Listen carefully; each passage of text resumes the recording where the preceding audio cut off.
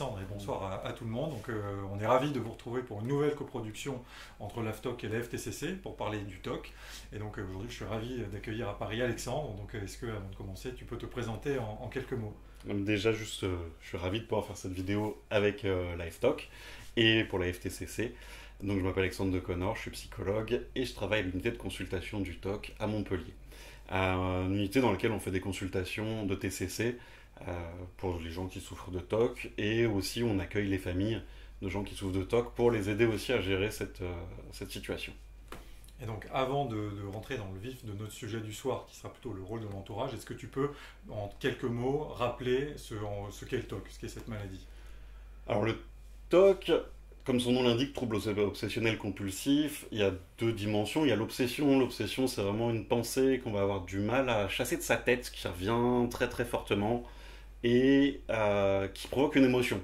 Cette pensée, elle provoque une émotion soit de peur, soit de dégoût. En général, c'est les émotions qui viennent dans le TOC. Et après, pour se rassurer, quand il y a cette émotion, on est trop mal avec cette obsession et cette émotion, donc on a besoin de faire une compulsion, c'est-à-dire une espèce d'acte ou de rituel qui va nous permettre d'abaisser l'émotion. Je prends un exemple tout simple, j'ai cette obsession qui pourrait arriver malheur sur la route à mes parents. Et je me dis ça toute la journée, et du coup je suis pas bien. Et du coup je vais me mettre à peut-être compter les choses par deux en me disant ça va porter bonheur à mes parents. J'y crois pas vraiment, mais le faire ça me rassure, alors je le fais quand même. Et je le fais de plus en plus. Donc le TOC, voilà à quoi ça ressemble. De toute façon, alors pour ceux qui ne sauraient vraiment pas, on a déjà fait une vidéo dans laquelle tu apparaissais pour vraiment expliquer un peu plus en détail ce qu'est le TOC. Aujourd'hui, on va se concentrer sur un des aspects de la maladie qui revient beaucoup dans les groupes de parole qu'on anime nous à l'AFTOC et qui est d'ailleurs ton principal sujet de recherche, c'est le rôle de l'entourage dans le TOC, puisque souvent les gens ne savent pas comment réagir, ça génère beaucoup de problèmes. Et alors toi, tu ne parles pas du rôle de l'entourage, il y a un terme un peu plus spécifique. Est-ce que tu peux nous donner ce terme et le définir? Alors, il y a un terme effectivement pour définir comment se comporte l'entourage avec quelqu'un qui a un TOC, ou pas avec quelqu'un qui a un TOC, avec le TOC en fait. Le TOC, on va le considérer peut-être au cours de cette vidéo comme si c'était une personne en plus, vraiment une personne qui vient s'inviter dans le groupe familial, et du coup cette personne, on est obligé d'y réagir, et c'est ce qu'on appelle l'accommodation familiale. Cette accommodation, ça définit vraiment les comportements, c'est vraiment les comportements que les gens ils ont mis en place parce que cette nouvelle personne, qu'est le TOC, qui arrive dans la vie de la famille, et elle nous oblige à changer des choses, donc c'est des comportements qu'on n'aurait pas eu s'il n'y avait pas eu le TOC, donc ça va être plein de comportements différents. Et alors, nous, dans les groupes de parole, on voit souvent deux choses. C'est soit des gens qui sont rentrés, justement, qui sont complètement rentrés dans le TOC, c'est-à-dire qui vraiment aident et, je dirais même, assistent la personne malade, mais il y a aussi des gens qui, au contraire, ne veulent pas du tout rentrer et vont s'énerver, rejeter la personne. Est-ce que ça aussi, on considère que c'est de l'accommodation familiale?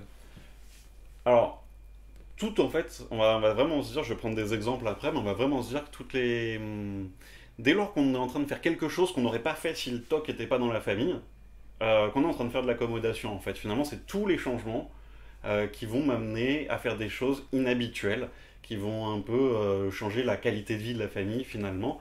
Donc ces comportements, ça peut effectivement, comme tu le décris, aider quand on a son enfant qui panique face à un truc, voilà, on se sent pas bien face à, il a cette obsession et il a besoin je sais pas, d'appuyer sur l'interrupteur 12 fois.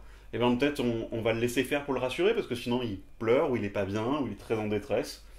La même chose chez l'adulte, par exemple, si j'ai un TOC et que je rentre, voilà, un TOC de contamination, et que ma compagne rentre à la maison avec ses chaussures, que j'ai l'impression qu'elles sont très sales, ou qu'il y a un truc dessus qui me dérange, je vais lui demander dès la porte, je vais dire, ben voilà, tu enlèves tes chaussures tout de suite. Et du coup, elle, en faisant ça, elle s'accommode, c'est-à-dire elle rentre dans mon TOC, elle enlève ses chaussures tout de suite, alors que habituellement elle serait rentrée dans la maison avec ses chaussures. Ce que là, elle ne fait pas. Et à l'opposé, on a effectivement les comportements plutôt critiques, où on va dire à l'autre, arrête de faire ça, ça sert à rien. Ce qui est aussi normal, on en a marre. Hein. Il y a un moment, effectivement, c'est logique d'en avoir marre.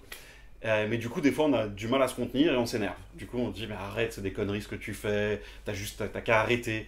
Et ça aussi, ça fait augmenter le niveau de stress, du coup, de la personne, et effectivement, ça va augmenter le niveau de TOC, du coup. Et c'est une accommodation dans le sens où c'est aussi un changement qu'on fait dans sa vie, parce qu'on n'aurait pas à avoir ce niveau de critique. Mais du coup, en fait, si j'écoute ta définition, j'imagine que le taux d'accommodation familiale, il doit être proche de 100%. Je ne sais pas si tu as une statistique là-dessus, mais c'est finalement, pour l'avoir vécu moi-même, c'est impossible de ne pas s'accommoder au TOC. Alors, tu as raison, effectivement, c'est quasi impossible, c'est-à-dire qu'on estime que chez les couples, c'est 100%. Parce que vraiment, si on reprend cette notion de troisième personne, on n'est plus en couple, on est en trouble, avec quelqu'un qu'on n'a pas choisi en plus, hein, si c'était un choix. Mais c'est pas un choix, il y a ce TOC qui est là. Que le malade non plus n'a pas choisi d'ailleurs. Que personne, alors aucun des deux, hein, on est bien d'accord. Le but aujourd'hui, c'est, je précise, c'est pas de juger les comportements de chacun et de la famille particulièrement. On fait ce qu'on peut face au TOC. Voilà, le but aujourd'hui, c'est de donner plutôt des conseils de ce qu'on peut faire face à ça. Mais juste, voilà, si je reprends, on a ce TOC qui arrive dans le couple, et du coup, dans les couples, c'est 100% d'accommodation. Il y a toujours au moins une chose ou deux qu'on fait pour s'accommoder. Alors, ça dépend évidemment du type de TOC. Il y a des gens qui ont des TOC mentaux. Donc, eux, ils dérangent pas trop leur entourage finalement. Les TOC mentaux, ça se fait beaucoup dans la tête. C'est par exemple, je vais compter jusqu'à 12 pour me porter bonheur à chaque fois que je fais un truc. Ça, personne ne le voit.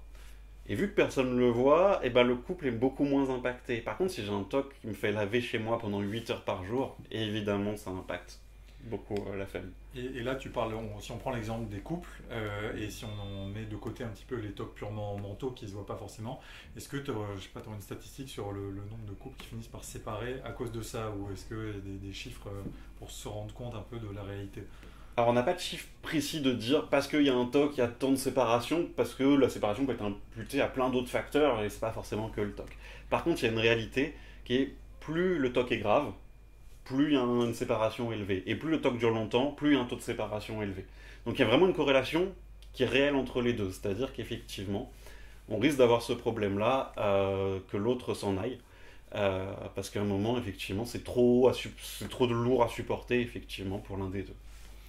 Et alors, finalement, c'est vrai que nous, dans les groupes de parole, il y a beaucoup de parents, notamment, qui finalement s'en veulent, et qui n'en peuvent plus, mais qui s'en veulent de plus en pouvoir. Est-ce que finalement, c'est normal d'avoir à un moment donné une réaction de rejet? Est-ce que cette culpabilité, enfin voilà, comment se situer par rapport à cette culpabilité de soit de rentrer dans le TOC et voir peut-être que ça empire, soit justement de rejeter, d'en avoir marre? Comment, que faire de cette culpabilité? Est-ce qu'elle est normale et comment on la gère? Alors, je pense que c'est tout à fait normal de se sentir coupable. Euh, Quand effectivement on pète un câble, des fois ça arrive beaucoup avec des enfants, mais aussi chez l'adulte. La personne effectivement, ou l'enfant est en train de faire ses tocs, encore, on a essayé d'être patient, on a essayé de l'aider, on essaye d'être compréhensif, et puis à un moment on pète des câbles des fois, et on a envie de dire, on a envie que ça s'arrête. Alors dans le couple on peut se séparer, chez l'enfant on peut pas l'enlever, a priori on est censé le garder. Vu qu'on est censé garder cet enfant, on va vouloir faire de son mieux, mais des fois on n'en peut plus, et c'est pour ça que peut-être c'est des moments où c'est important aussi que les familles puissent être suivies. En France, on n'est pas très très bon pour ça, faut être honnête.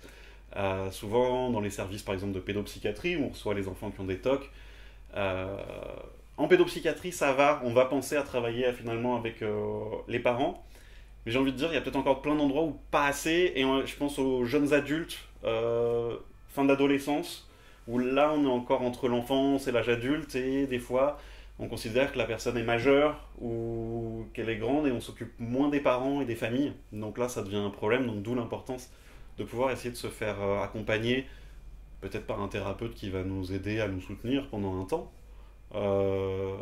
S'il y a des groupes de parole, justement la F-Talk, qui peuvent permettre un peu d'échanger ça pour vider la pression. Mais ça ne veut pas dire qu'on est des mauvais parents parce qu'on n'en peut plus. Ça ne veut pas dire aussi qu'on est un mauvais conjoint ou une mauvaise conjointe. Si des fois on a envie de dire juste merde à l'autre, c'est normal en fait. C'est juste que c'est pas facile ce TOC qui s'est invité à la maison. Il prend beaucoup de place et il fait chier toutes les personnes présentes. Voilà, C'est ça, il faut c'est dire, comme ça. c'est Ouais, non mais il fait chier tout le monde, voilà. Et alors avant, parce que l'idée de cette vidéo c'est de donner des clés, de donner peut-être des portes de sortie. Avant ça, est-ce que tu peux finalement nous indiquer quel est l'impact de l'accommodation familiale, que ce soit des comportements où je rentre dans le TOC en aidant la personne, en l'assistant dans ses rituels ou en le rejetant, quel est l'impact sur la maladie du malade, quel est l'impact sur la qualité de la relation de part et d'autre, parce que peut-être que la relation n'est pas perçue de la même façon par le malade et par le proche. Donc quel est l'impact de l'accommodation familiale? Globalement, est-ce que ça favorise la maladie ou non? Alors, l'impact, en fait, il y en a plein de ce phénomène d'accommodation familiale. Et c'est important d'en avoir conscience. Alors, je reviens sur effectivement, il y a un gros problème, tu vois, sur l'accommodation familiale, c'est plus je m'accommode au toc de mon proche, plus lui, ça va le rendre dépendant pour gérer ses émotions de moi.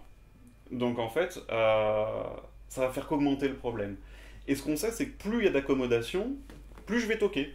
Puisqu'en fait, vu que ça marche à me rassurer, à mes obsessions, je vais continuer à solliciter encore l'autre. Donc en gros, cette accommodation qui à la base, c'est un truc plutôt bienveillant souvent. C'est, je vois que t'es anxieux, ok, bah je vais t'aider, je vais faire un truc pour toi. Ça c'est plutôt normal. Et Humain, c'est-à-dire c'est humain, c'est une réaction humaine ouais, non de mais bienveillance. je dirais même ouais, humain et Normal, oui. normal, c'est la réaction la plus intuitive possible. On voit quelqu'un qu'on aime en difficulté, on a envie de l'aider. S'il me dit que pour l'aider, ah, il faut que je nettoie mon portable en rentrant, bon bah ok, je mets un coup de lingette sur mon portable et je vois qu'il est pas stressé. Bah, ça paraît sympa. Mais en fait, plus je fais ça, plus ça apaise ses émotions, plus il se dit, ok, l'autre il peut faire mes tocs avec moi, ça m'aide à aller bien, plus il va me solliciter. Donc en fait, et ça va renforcer le toc. Donc l'accommodation devient plus forte, le toc devient plus fort, et ainsi de suite. C'est un vrai cercle vicieux, tu vois. Il y a le truc vraiment qui se. C'est le serpent qui se mord la queue. Donc en gros, l'accommodation familiale va soulager le malade sur l'instant, Mm. mais en fait, sur le fond de la maladie, ça aggrave considérablement les choses. Et j'imagine que ça déséquilibre un peu la relation. Parce que du fait de ce que tu viens de dire, C'est ça. En fait, en termes de conséquences, effectivement, celui qui s'accommode, bah, c'est bien, il aide. D'abord, il a son portable. Après, il lave les courses en rentrant. Après, bon, faut prendre une douche dès qu'on rentre, etc. À un moment, ça commence à être beaucoup pour lui, ça commence à être pénible et il commence à se dire, bon là, ça me gonfle. Et du coup, pour lui, la relation, elle devient moins agréable. Et ce qui n'est pas le but quand on a une relation de couple, a priori, on veut que ça se passe bien. Je dirais même toute relation familiale, on veut que ça se passe bien. Donc effectivement, il y a ce problème-là. Par contre, à l'opposé, pour la personne qui a la pathologie, pour la personne concernée par le TOC, elle, sur le coup, sa proche, le rassure. Donc en fait, à ce moment-là, cette personne aime bien sa relation, en fait. Au début, hein, ça ne dure pas, parce qu'après, il y a la culpabilité, il y a de la honte sur d'avoir fait toquer l'autre. Mais, c'est-à-dire que ça se déséquilibre plus vite dans un sens pour celui qui n'a pas le TOC. Plus vite, lui, il trouve sa relation non satisfaisante. L'autre, il met un peu plus de temps à le percevoir, et c'est ça aussi qui peut créer le déséquilibre qui va amener à des séparations, des problèmes de couple par la tu suite. as dit quelque chose que je vais compléter par mon histoire personnelle, c'est que le malade sait très bien, a parfaitement conscience. Et évidemment, ça le soulage parce que c'est plus fort que lui, il ne peut pas s'empêcher de mobiliser son entourage, mais au fond, il sait que c'est une situation qui est anormale, qu'au fond, il va dans le mur, mais il ne peut pas s'en empêcher. Mais il y a cette honte, cette culpabilité très forte, mais c'est vrai que finalement, le lien de dépendance devient de plus en plus fort et en même temps, la dépendance devient plus forte vis-à-vis du proche, et de le côté du proche, le rejet finalement se rapproche toujours un peu plus. Donc c'est d'où c'est un effet complètement inverse entre la dépendance et le rejet. Ouais, c'est ça. Toi, tu vas chercher l'autre pour te rassurer, et l'autre, il veut s'éloigner de plus en plus. Enfin, il y a vraiment un truc qui se crée. Ça, c'est dans le couple. Si finalement on prend chez l'enfant, ça va créer ça, cette culpabilité chez les parents dont on parlait tout à l'heure, où effectivement au début ils veulent aider leur enfant, puis petit à petit, pareil, ils vont avoir ce truc où eux, la relation avec leur enfant sera pas celle qu'ils avaient imaginé avoir avec leur enfant. Les personnes qui s'imaginent vivent une relation de ce type-là avec le toc à la famille, avec son enfant. C'est souhaitable pour aucun parent. Et évidemment, du coup, ça finit par presque on en veut à son enfant. Et quand on est parent et qu'on en veut à son enfant, bah, on ressent de la culpabilité. Plus on a de la culpabilité et de la honte, plus on risque de s'impliquer dans le TOC aussi, plus on risque de s'accommoder, un peu par abnégation, et finalement ça fait que renforcer le TOC à nouveau. Enfin, en fait, on finit souvent par se noyer dans cette boucle de cercle vicieux.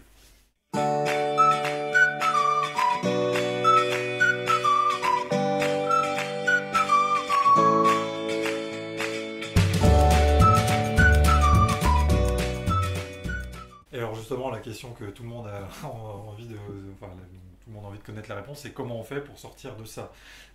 Évidemment, le mieux, c'est de ne pas faire de l'accommodation familiale, mais c'est très facile à dire, très dur à faire. Donc, quelles sont les pistes, finalement, les solutions pour casser ce cercle vicieux et finalement aider le malade sans accommodation familiale et sans rentrer dans le TOC? Alors, juste, bah, s'il y a des gens voilà, qui ont des proches concernés par les TOC à la maison, peut-être c'est pas à se dire, ah bah du coup, moi je suis impliqué dans les TOC ou je suis critique et je fais pas ce qu'il faut. c'est pas ça l'idée de la vidéo. Je pense qu'en fait, la réaction de base, elle est pas très intuitive.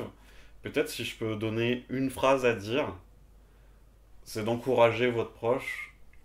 Il y a plusieurs choses en fait. C'est la première, s'affirmer, dire ça c'est des choses qui ne devraient pas se produire à la maison parce que effectivement c'est le TOC qui le provoque et moi je souhaite pas que ça se passe comme ça à la maison donc je refuse de participer à ça. Voilà, mais on peut le dire ça avec une relative bienveillance, c'est pas... S'affirmer sans agressivité. Sans agressivité, on dit juste, voilà, je veux pas parce que là, en fait, je sais que je nourris le TOC et je t'aide pas toi. Parce qu'en fait, on est dans le TOC, on n'aide pas la personne. Hein. Donc, rappeler à la personne qu'on l'aide pas elle et que c'est pour ça qu'on veut pas s'impliquer, que c'est pas contre elle, c'est pas pour lui faire du mal, c'est pas pour s'empêcher de la rassurer, mais que ce sera mieux pour tout le monde, effectivement, si on participe pas au TOC. À la limite, il vaut mieux laisser son proche toquer que vraiment participer activement. Mais je vais reprendre mes exemples parce que c'est assez fréquent sur ce qui est lavage, contamination. Cet exemple qui est il faut laver toutes les choses qui rentrent dans la maison. Et ben là, je pense par exemple, on peut refuser de dire non, moi je laverai pas mon portable, moi ça me va que mon portable il soit pas lavé quand je rentre dans la maison ou que le sac de courses, je lave pas toutes les courses à l'intérieur, moi ça me convient donc je vais faire comme ça. Si toi tu veux toquer sur un truc, pour l'instant je te laisse parce que je sais que c'est difficile pour toi. Mais moi je participe pas. Ça peut être un premier pas. Ça se discute avant, on n'arrive pas comme ça et on ne dit pas ah, j'ai vu la vidéo, j'ai décidé, maintenant je fais plus. Non, non, on en parle de façon posée, à un moment où tout le monde est calme et on discute de ce qu'on peut faire. C'est encore mieux de le faire avec un thérapeute TCC, si on peut le faire en famille, poser ces discussions et que le thérapeute vous dise bah tiens, tel exercice, ça serait pas mal, on commence par ça, ça serait pour être aiguillé. Ça c'est bien.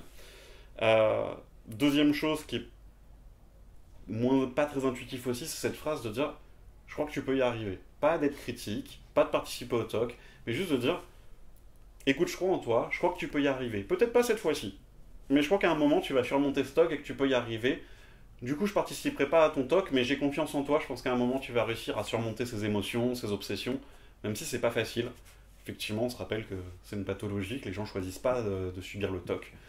Mais montrer qu'on croit en eux, ça fait vachement de bien, je pense. Je sais pas ce que tu en penses. J'ai pas connu ce cas d'encouragement, mais peu importe. Mais en effet, je pense que ça peut pas faire de mal. Ce que je retiens de cette première partie de réponse, c'est d'une part, être dans un discours, le discours est très important, le tourner de manière positive, et d'autre part, fixer des limites. Quand on est le proche, et ces limites qui doivent être discutées avec le malade, où en fait, c'est presque sur la base d'un contrat. C'est-à-dire, là, on se met d'accord, je ne la ferai pas à chaque fois que je sors mon téléphone ou autre quand je rentre. C'est ça, mais en accord entre le proche et le malade. C'est ça. C'est cette notion de contrat entre... Et ce qui fait que j'imagine, du coup, le proche est légitime. Si vraiment le malade supplie à genoux, le proche peut dire non, on s'est mis d'accord là-dessus. C'est un peu ça l'idée. C'est exactement ça l'idée. Parce que si on le fait au moment où la personne est prise par l'émotion, effectivement, on peut avoir, là, dans ces cas-là, on voit des fois qu'on a des comportements apparaître, alors surtout chez les enfants, des comportements un peu, on appelle ça des comportements coercitifs, c'est-à-dire qu'ils prennent en otage. Par exemple, nous mettre la grosse honte au supermarché. Si on ne fait pas les tocs, un enfant, il peut faire ça. Faire des trucs assez inadaptés, en fait, ou passer son temps à hurler ou pleurer. Dans le but qu'on finisse par céder et faire le TOC. D'où l'importance d'en discuter avant.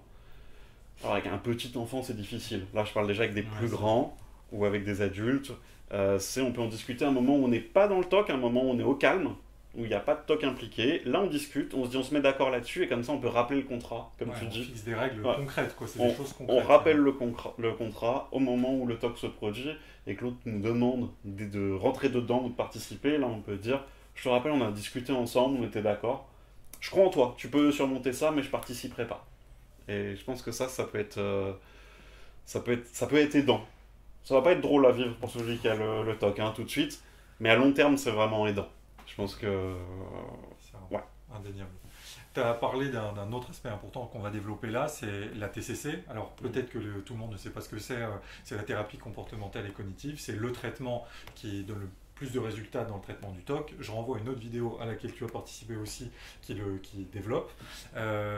Donc, si on admet que le malade accepte de faire une TCC, quel doit être le rôle, donc avec un thérapeute en qui il a confiance, qui est spécialiste du TOC et de la TCC, quel doit être le rôle du proche dans la TCC? Est-ce qu'il doit être associé pleinement? Est-ce qu'il est juste spectateur? Comment ça se passe? Quelles sont les bonnes pratiques? Alors, ben là, je reviens à un peu ce que je disais tout à l'heure. C'est vrai qu'en pédopsychiatrie, on est habitué à travailler avec les parents, mais nous qui travaillons avec l'adulte, en France, il y a cette logique un peu, une fois que les gens sont majeurs, on n'inclut plus les proches, c'est juste la personne qui doit résoudre son problème. Ce qui du coup n'est pas une bonne idée, puisque les TCC, comme tu le dis, c'est les thérapies qui marchent a priori aujourd'hui le mieux pour aider les gens qui ont des TOC. Ça ne veut pas dire que c'est miracle, ça ne veut pas dire que ça marche à tous les coups. Ça veut dire qu'on arrive à aider un certain nombre de personnes. Euh, Néanmoins, cette accommodation familiale, il faut que le thérapeute TCC, qui souvent n'a pas l'habitude d'inclure la famille dans ses suivis, parce que faut reconnaître, c'est pas encore très intuitif d'inclure les familles, comme je le disais, dans les proches, enfin chez l'adulte.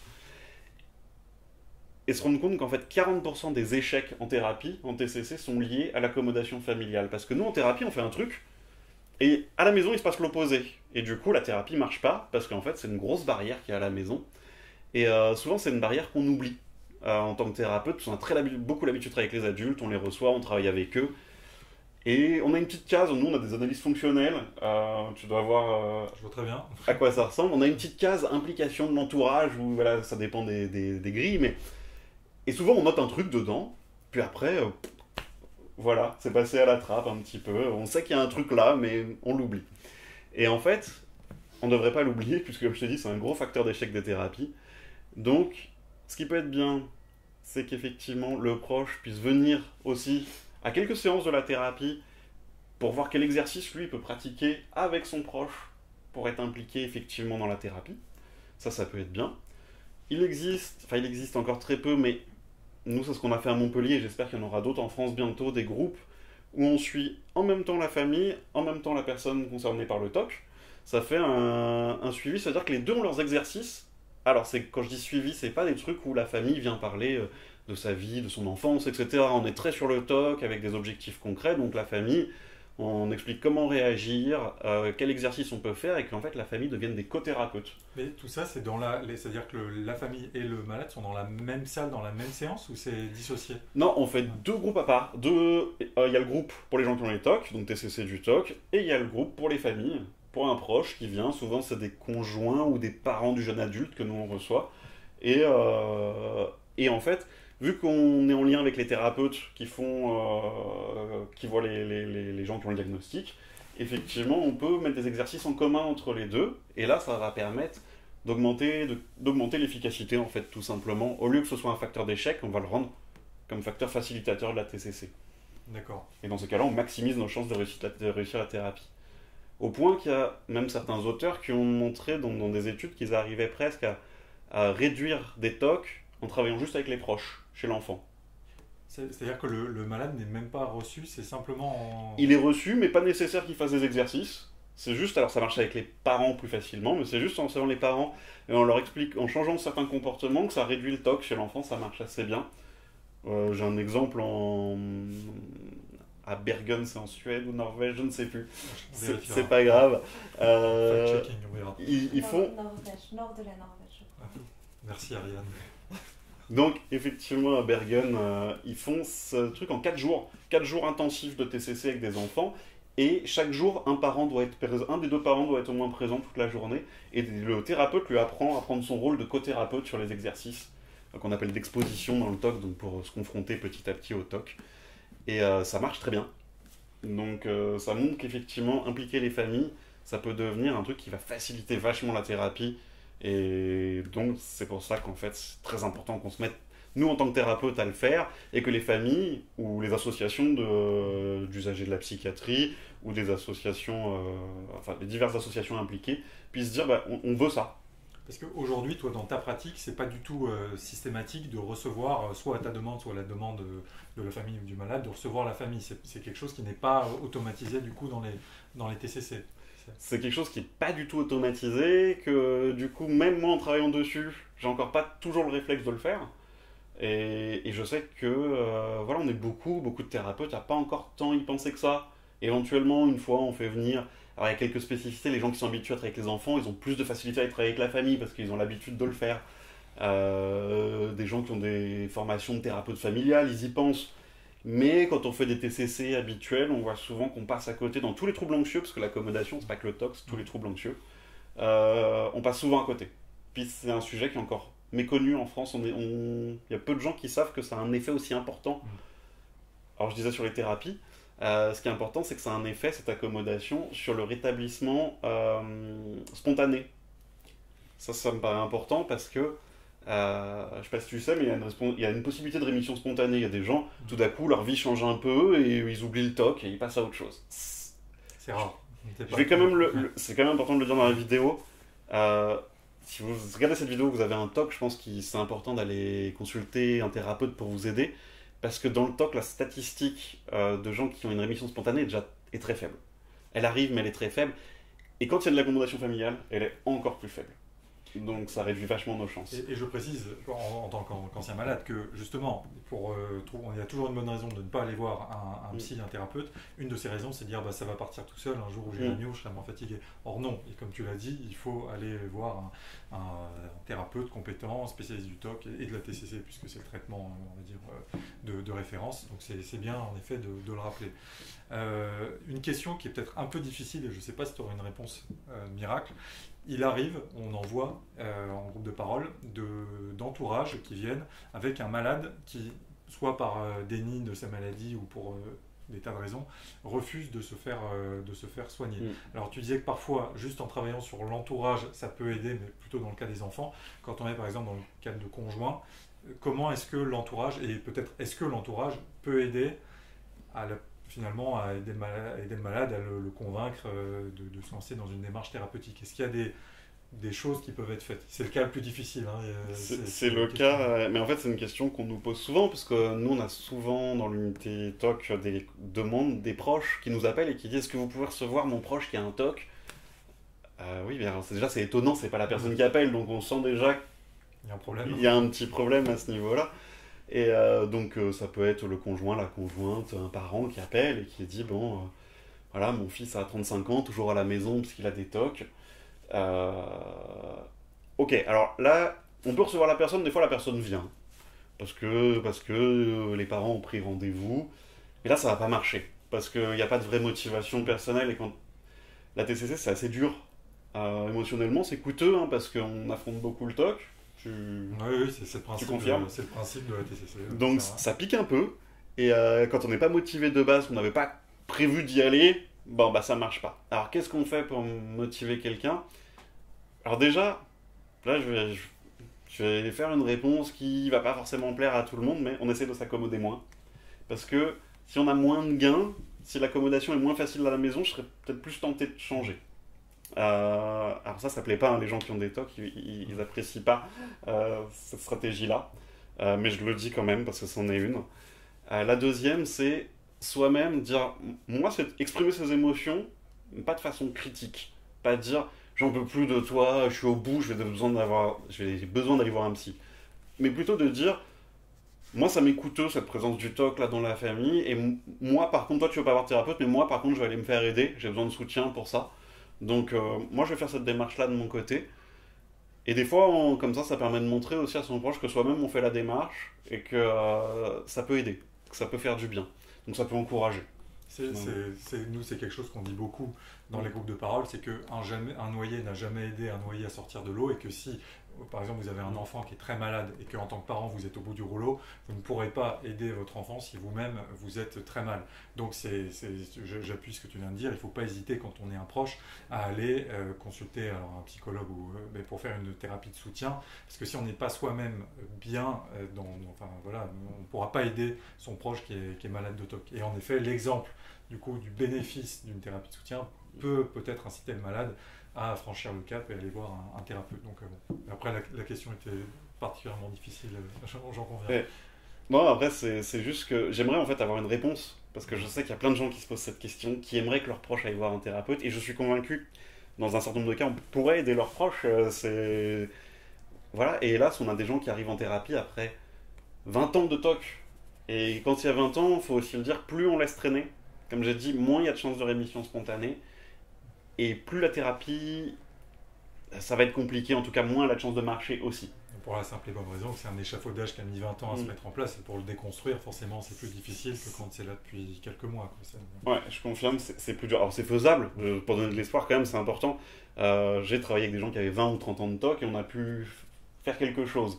Mais ça nous a pris peut-être plus de temps qu'à des jeunes de 18 ans qui sont arrivés après seulement 6 mois de TOC, et ça a été réglé en quelques séances. Donc, c'est ça qui est important. N'attendez pas d'être au pied du mur pour aller voir. C'est facile à dire derrière une caméra et dans le confort d'une soirée à Paris, mais il faut autant que possible ne pas traîner pour aller voir un thérapeute. C'est ça. Mais on aimerait effectivement donner une réponse, dire pour motiver votre proche à aller voir un thérapeute, il faut qu'il fasse ça. Et en plus, on sait que des fois, on va voir un thérapeute, puis c'est pas celui qui convient, et du coup, on se décourage. Et ça, c'est un autre biais. Il faut aussi peut-être se laisser le temps de trouver la personne. Alors, déjà, peut-être en passant par la FTOC ou la FTCC, trouver des spécialistes du TOC pour déjà être sûr de tomber sur quelqu'un qui va bien comprendre notre problème, parce que en réalité, même si les psychologues, on est censé savoir un peu tout faire, on a quand même des domaines de spécialité. Et c'est mieux d'avoir quelqu'un qui a l'habitude de traiter des TOC que quelqu'un qui les voit de façon ponctuelle, évidemment. Le TOC est un domaine de spécialité à part entière, et ça. tous les psychiatres ou les psychologues ne sont pas compétents pour traiter cette maladie. C'est important de le dire. Il y a un vrai travail de recherche du bon thérapeute. Et voilà, donc spécialiste du TOC et si possible praticien TCC. Parce que nous, en tout cas, on va recommander ça.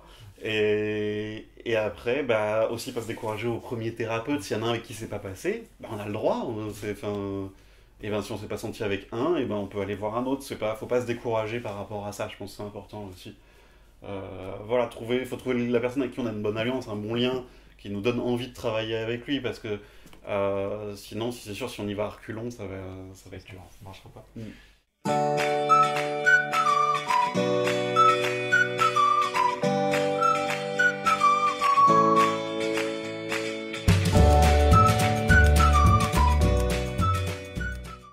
J'ai posé l'essentiel de mes questions sur le sujet dont on a parlé ce soir. Est-ce qu'il y aurait des points que tu voudrais évoquer, peut-être on va finir sur un message d'espoir ou des choses que j'aurais pas abordées? Peut-être, moi, un truc que j'essaie de dire toujours aux gens, c'est le TOC, vraiment, ça peut se guérir. Mais je leur dis pas tout seul. Ça peut se guérir. On peut accompagner les proches. Il y a plein de choses, il y a beaucoup de choses à faire. Donc il faut y aller, quoi. C'est dommage en fait de de perdre 20 ou 30 ans de sa vie avec un TOC, alors que c'est possible de faire quelque chose. Je sais que c'est dur, ça coûte de faire quelque chose, c'est pas rien, mais vivre pendant 20 ou 30 ans avec un TOC, finalement c'est bien pire en fait. Donc ça vaut peut-être le coup d'en baver un petit peu, un temps, de s'impliquer effectivement pour la guérison, pour le rétablissement. Et pour pas vivre, pour pouvoir profiter de sa vie après, en fait, tout simplement. Et de son entourage. Et l'entourage peut même être un outil de guérison quand il est quand c'est bien fait. Une co-construction. On peut co-construire avec son proche, son conjoint, une porte de sortie du TOC. C'est le message qu'on retiendra. Merci Alexandre. Merci Ariane qui fait un très beau travail derrière la caméra. Et à bientôt pour de nouvelles vidéos entre la FTOC et la FTCC.